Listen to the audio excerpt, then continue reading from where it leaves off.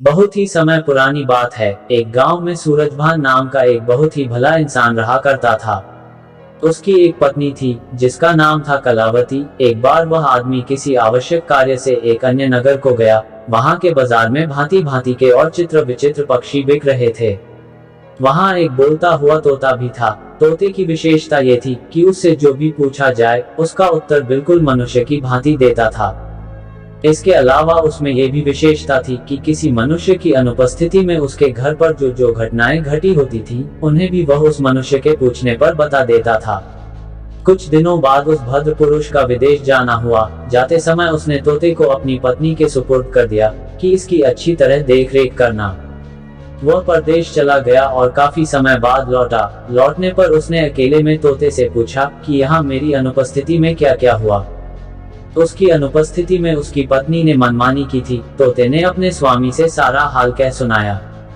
आपके पीछे बहुत सारा खाना खाया करती थी और पूरे दिन घूमती रहती थी। स्वामी ने अपनी पत्नी को खूब डांटा फटकारा कि तू मेरे पीठ पीछे क्या क्या हरकतें करती है। पत्नी पति से तो कुछ न बोली क्योंकि बातें सच्ची थी, लेकिन ये सोचने लगी कि यह बातें उसके पति को किसने बताई। पहले उसने सोचा कि शायद किसी सेविका ने ये काम किया है।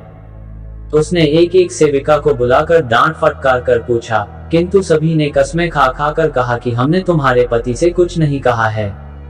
स्त्री को उनकी बातों का विश्वास हो गया और उसने समझ लिया कि यह कार्रवाई तोते ने की है।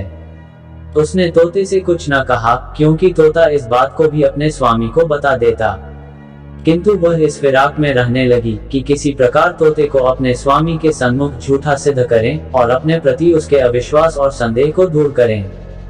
कुछ दिन बाद उसका पति एक दिन के लिए फिर गांव से बाहर गया।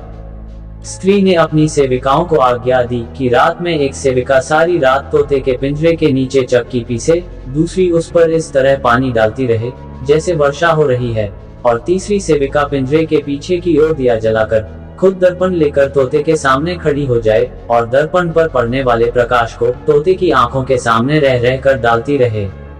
सेविकाएं रात भर ऐसा करती रहीं और भोर होने के पहले ही उन्होंने पिंजरा ढक दिया। दूसरे दिन वह भद्र पुरुष लौटा तो उसने एकांत में तोते से पूछा कि कल रात को क्या क्या हुआ था।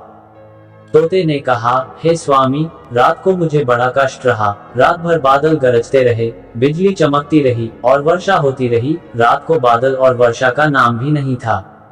इसलिए आदमी ने सोचा कि यह तोता बगैर सिर पैर की बातें करता है, और मेरी पत्नी के बारे में भी इसने जो कुछ कहा वह भी बिल्कुल बकवास था। उसे तोते पर अत्यंत क्रोध आया और उसने तोते को पिंजरे से निकाला और धरती पर पटक कर मार डाला। वह अपनी पत्नी पर फिर विश्वास करने लगा